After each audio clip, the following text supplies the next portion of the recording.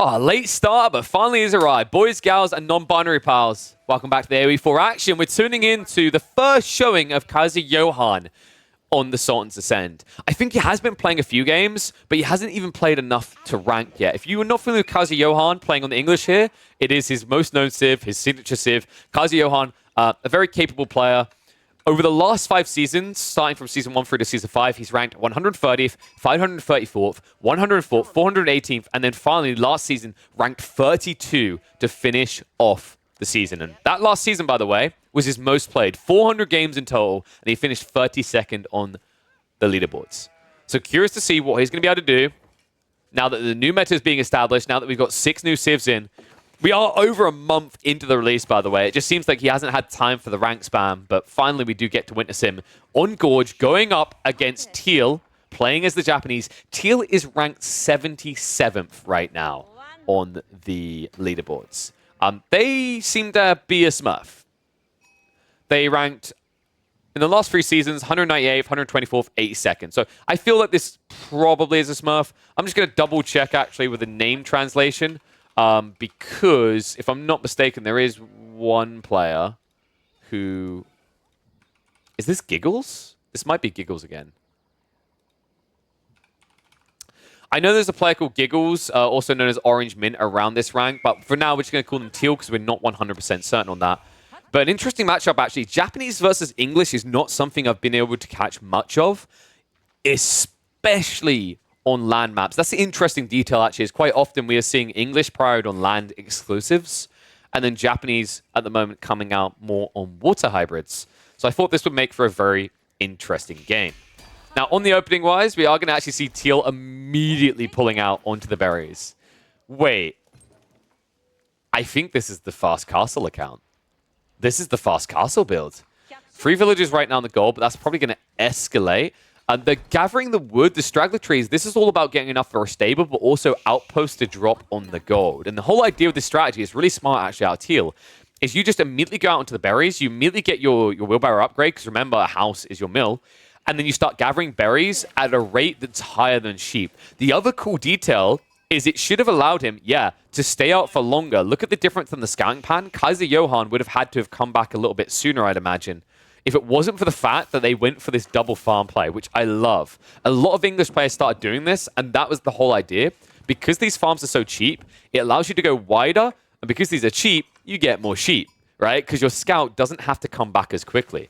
So Kaiser Johann looks like he actually got a really good haul, 13 sheep. Meanwhile, on the other side, it isn't even going to be 9 for Teal. There is one more near their base that you could probably find. Actually, yep, right here, and then another one at the back. So that is going to be 11 sheep. And that's more than enough, folks. Because they went straight out into the berries, they don't really need as many sheep as Kaiser Johann will. Kaiser Johann, of course, can add in more farms theoretically, but with the English, it's more about this aggressive timing. And I feel like you kind of have to be aggressive if this is the outpost play into the fast castle we're thinking of. I'll have to see, though. There are options to the Teal on the Japanese. I mean, one risk of going for the fast castle build here is the outposts might struggle to get enough range to deal with longbows. So we'll have to see if they drop a stables and try to build horsemen first. But it's going to be Kura Storehouse. The Kura Storehouse really is kind of the go-to in this matchup. I would be baffled, perplexed, shocked if I ever saw Koka Township up against the English, a bar on a water hybrid map. And the reason is that the English will always go for these longbows. And longbows, they do get bonus damage against those shinobi. Not to mention the fact, because they have extra tower range compared to normal archers, you can't even try to gap close them, even if you have numbers. It's very, very difficult. So 3 villager build up on each side here. Kaiser Johann is going to trigger feudal first. I imagine we are going to be seeing probably at least 3 to 6 longbows to open up here and force a reaction. And it is going to be the outpost. Yep, this is playing out exactly as you would expect, folks. It's a good position for an outpost as well, actually, because it blocks most directions of assault. The only thing that would be missing here, I think, is Teal's probably going to have to drop an outpost here as well to partially protect the farms, and then also the south side of this gold from longbows. Another cool detail, because they set up the Kura Storehouse on the south side of the base, they're going to get the maximum impact out of this Castle Age rush, because all these farms are going to be close enough to the TC, they should be protected. One ball on the way, though. An outpost now up, and second one coming. This is the build. He's almost done with the berries as well. Check this. So he's probably going to have to bail when there's about 150 food left on the berries, but that's really good, folks. That means he's going to have 10 sheep. He's going to have about, considering some of these are partially eaten, I'd say he's going to have about 2.2k food to work with. And that's before we equate for farms, which is infinite resources. So good read. And now Kaiser Johann actually backing away entirely. That's a very surprising maneuver there. Don't know if that was an intentional click, but that timing on the Lombo pulling away now means that Teal gets all of the berries with none of the risk. And they do this, by the way, without Takazaiku. Takazaiku would have made this an even quicker process. And I'm surprised they didn't go for it. I mean, it's a decent amount of wood and gold. Maybe if this was like a 1 outpost build, you could justify it. 2 outposts is a bit tougher, right? But now those 2 outposts up, you know what's coming. And the question mark is, what's Kaiser Johann's response going to be? Has he seen this build? Has he experienced this build so far? He must be suspicious, right? When you see outposts going up like this, it's almost a guaranteed fast castle build for the Japanese. I'd say about 95% chance the moment you see that first outpost. So far, he hasn't really done anything about it, right? If he wants to stop this, he's going to probably need to rush a blacksmiths, get siege engineering, and go. That's a big ask, though. Last of the berries is gone. Teal, now moving back, has got 3 farms to work with, plenty of food to gather. We're probably looking at Castle Age cracked around 8.5 minutes at this pace, depending on how many villages they build up with. Typically, this build involves between 8 to 11 villagers working on the floating gate on average. And I believe, yeah, he'd have to probably build it here on the west side, so wait for the Lombos to shift right and then just rush it. You could actually build it here, to be honest, but you would be blocking future farms. If you try to build it on the front side, that could also work, because if you build it from the TC side, your opponent can't touch you. That would also leave them room to build a stable next to it, but instead, the stable's going to go over here. So it's looking more and more likely we're going to get the floating gate on the northwest side. Means the Lombos can't even attempt to dive in, because they're in the completely wrong location. Arrow slits on double outpost here. And now, siege engineering on the way, but Kaiser Johann, has he read this wrong? I mean, the crazy part actually is I think he has. If he hadn't gone for the racks and kind of boldly just gone Lombos into Ram, funnily enough, he might have been able to crack this in time. But instead, Teal is successfully going to be able to crack that castle age. You see them actually rushing. They tried to get the last bit of gold. It is going to be there now, though. My, oh my. What a scary time this is going to be.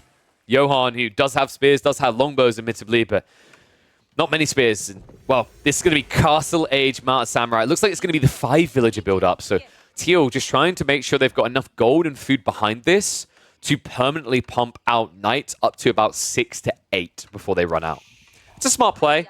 When you see your opponent's got spears and you know they've got rams coming, you kind of just need to have that critical mount. Instead, though, dive's going to start coming in, and they actually don't have that gold yet. Oh, Teal. Buddy. Pal.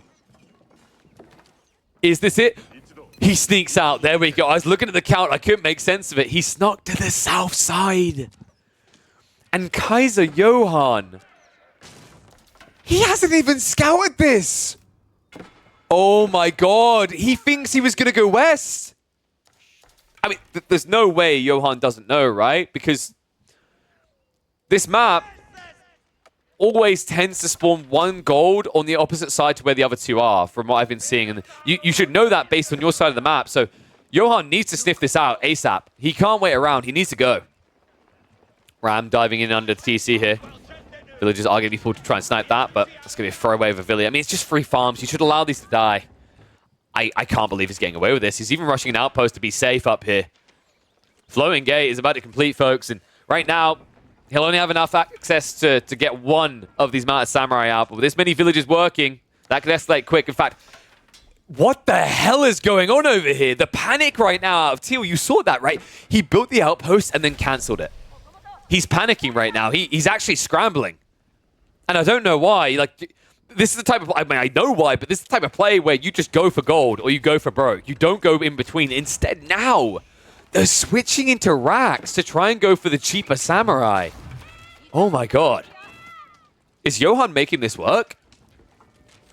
I mean, he kind of is, but if we're being totally fair, this is not to discredit Johann's play, because he's done a great job here. A big part of this is actually Teal's fault. Teal is panicking. And you could argue whether that's justified to panic to this, but I think part of it is not. I mean, the gold should have just been gathered the whole time. Like, you take that risk every day of the week. You know the scout hasn't been with the main army. You can literally see the scout, right? Okay, he's just out of range. To his credit, Kazi Johan has not snuck that in range. But if you're Teal, you have to gamble. Instead, decided he wanted his cake. He wanted to have it and he wanted to eat it. And as a result, he's going to be punished for it. Lombos at this count with so few samurai, I mean, this is not that scary. Also, keep in mind, no undermesh coming out from the Japanese. I think it would take a miracle to recover this. Longbow shuffling around. They still have not noticed, but oh my god, he loses a villager to the wolf. And shout out to my boy Matisse for the raid. If you guys want to see the #1 spot to catch non-stop Juji Legacy gameplay, that is the guy to go follow, so be sure to do it. I'm sure we'll be casting some more of his games, but for now, we're going to see if a Civ that usually stomps the Juji can also stomp the Japanese. No Odachi upgrade. Oh my god, no Odachi! He hasn't got the gold. If you haven't got Odachi, you can't actually fight these spears. I'm not even exaggerating. It's that bad. Because the longbow number is just too high. Teal. Holy crap, he just might be dead. I mean, keep in mind, his sheep are about to run out, and he just doesn't have critical mass to break out, right? Behind this, Kazi Johan is now saving up for Castle Age. And man, did he genuinely just try to use the forge there for tech upgrades? He did, so Undermesh just got delayed more. Johan in a very, very comfortable position in this game. Now going into an extra ram. House is on the front side, right? He wants to pop block him. Oh my, oh my. And also keep in mind this build that Teal went for with the double outpost here, with the upgrades for the arrow slits, means they do not have enough stone for the daimyo, which means they do not have the extra defense. They do not have the increased gathering rate on these farms. It means less samurai. The Dachi is at least coming in. That could be a big deal here. However, with just 10 samurai, they're going to have to wait for the undermesh. Johan, if he rushes up this Castle Age, if he primes the veterancy upgrade, he can still win this fight. Ram has been left alone. Kazi Johan going with the King's Pass, now going to try to react to this and help. Lombo starting to snipe out. Need to be careful, Teal. Choosing to engage this. Spearmen go back away. Kazi Johan. I mean, really, you needed to actually aggro these spearmen elsewhere, right? So that the samurai stay at a distance. Instead, start steps begin. Johan trying to snipe down the injured ones here. It's actually a good choice on the micro. Willing the number down to 8. Should be able to get it down to bare minimum 5 here before being forced back entirely. And Teal knows he has to keep pushing here. This is one opportunity to break out of the base. The Ram is still alive. Keep that in mind. He could sneak back in on the houses. Meanwhile, samurai count now down to 6. Lombo count remains at 24. More keep coming out. And behind this, the tech up is about to complete. 18 villages to get him to Castle Age. And now, with the gold saved up, there should be an immediate pump into the veterancy. Instead, though, he queues up the crossbows. An interesting choice here by Kazi Johan. Now, understandably, Lombo's not the best counter to the samurai, right? But when you have this many, to not get that veterancy is really surprising. Aura now triggering. Teal has at least pushed back, but folks, he's far from out of the woods. This game is far from recovered for Teal. He needs a follow-up play. He hasn't been able to move out for relics yet. He has not got cavalry. And there is still a sizable quantity of longbows to fight him. Not just longbows. We are now seeing crossbows added in. The level 2 ranged upgrade is coming in for the defense for the Japanese. But, this is a big but, the crossbows do not give a damn. Funnily enough, a unit with that much heavy damage added in, it's going to be annoying. It's going to be a little bit of a reduction in their output, but it's not going to be enough to shy them away from fighting here. And, well, right now, Teal, he finally gets that daimyo mana upgrade. So better gathering on the farms. But see the desperation here. They had to drop this Yorishiro in the house to get food. That's how bad the game looks right now for Teal. Keep in mind, also now, the second TC coming out via the landmark of the English. Eco is going to start scaling in favor of Kazi Johan. He also has already dropped the monastery, so we are going to see him rushing out for those relics ahead of Teal. Teal, who is recovering one of them now. But villagers get found on the Eco. A brilliant read there by Kazi Johan. Villagers should be able to shuffle away. They have got the level 1 wheelbarrow upgrade, which is fast enough. Once again, now the samurai have to rush out. Now, there are 2 crossbows in here. However, one of them on the wrong side of the engagement immediately gets sniped out. More crossbows are on the way, however. Kaiser Johann needs to be careful about the timing on taking this attack. Level 2 range upgrade is in. This is not a fight to take right now. If he snipes that Shinto, though. He almost was able to find him. Dive from the samurai, though. Interesting moves by Teal, splitting up the samurai like this, but it's doing some damage. And it's forcing a lot of idle time. The crossbow's also not reacting to this. Finally, I'm going to shuffle back. And that means they're not reinforcing the front fight. So it looks like for the second time, Kaiser Johann is going to be forced away. And that's great, actually. Honestly, that's exactly what Teal needed in this game. You saw the desperation he played out into those deer with. Gets deeper for further away deer. Also shifts south side for these berries. So this is the breathing room. This is Teal's recovery. This was critical to that timing. If he got condensed into his base and continued to scale Samurai at the pace he was, he would never have won this game. He would have ran out of food, ran out of time. But now, with this food income, it's not only going to be about racks. He now has the stables with the Yoshiro, so we might be looking at Mounted Samurai in a game where Johann has shifted entirely away from spears. Longbows for the time being. I'm just going to try to dive in here.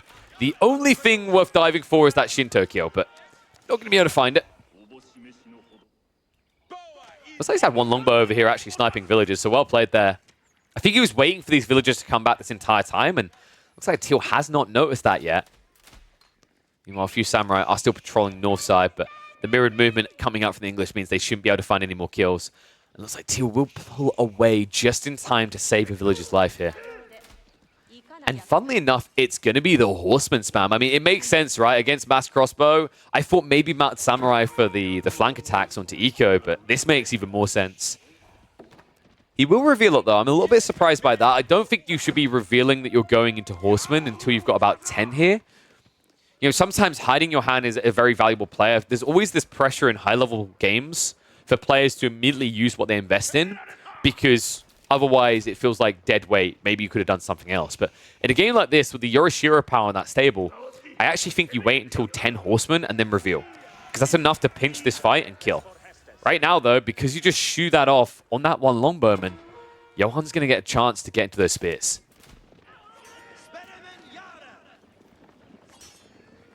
This game is still incredibly close, folks.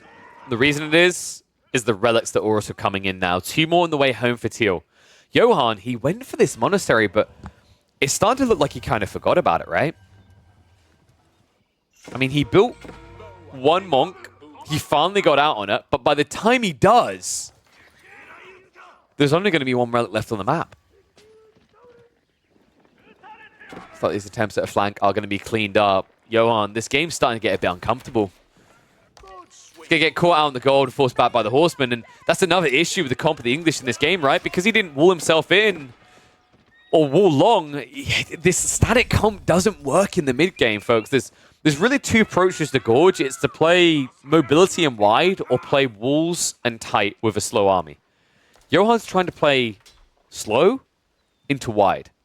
That doesn't work past 10 minutes. Against some Civ matchups, it doesn't work past 5. I think this is the point in the game where Kaiser Johann, you know, he feels like this should have been over, right? He feels like he actually punished the Japanese. He shut them down. But honestly, what this game really came down to was the fact that he never found that gold. He never even scouted for it. Still, to this point in the game, Johann doesn't know it exists.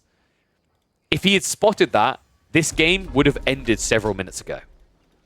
But instead, now, the path to recovery becomes clearer and clearer, and the Japanese, if they start to reach a bit later in this game, if we start talking about Imperial, don't turn your head to the English as the savior.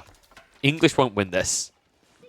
Not from this type of position. They haven't got a big enough lead to scale into Imp. If both sides rushed Imperial Age now, it's only Japanese coming out ahead, but why rush Imperial Age when you can rush their base? March forward from the Royal Japanese Army in onto the farms. Johann, a bit slow with the reaction there. Immediately loses 3 villagers for his troubles. Looks like he isn't going to be able to fight just yet. Right now, his army, they went north side, they got baited. He went to protect the gold, and Johann knows instantly it's over. What a move out of Teal. After a shaky opening to this game, a miraculous recovery, They strike once, but they do so firmly. That might seem like a premature GG to some people, but two things here. One, Kaiser Johann had gone for an all-in play that was starting to fall apart. He was in recovery mode. Two, that static army comp we talked about. The moment he gets baited to going north side, he's too far away. By the time he would have got back to his base, he would have lost probably 20 eco, if not more. And then all of a sudden, we're talking about Japan being up on economy very bluntly, very clearly. It's just not a game he's going to recover at that stage. So, Johann, he calls the GG. And I think really a really big lesson to people, this game was all about gold. This game was all about that secondary gold vein for both sides, actually. One detail was Kaiser Johann not noticing that gold vein and allowing Teal to recover. The second was Kaiser Johann getting way too paranoid about the defenses around his own gold vein and Teal exploiting that to end the game. So the lesson here, scout the gold, block the gold.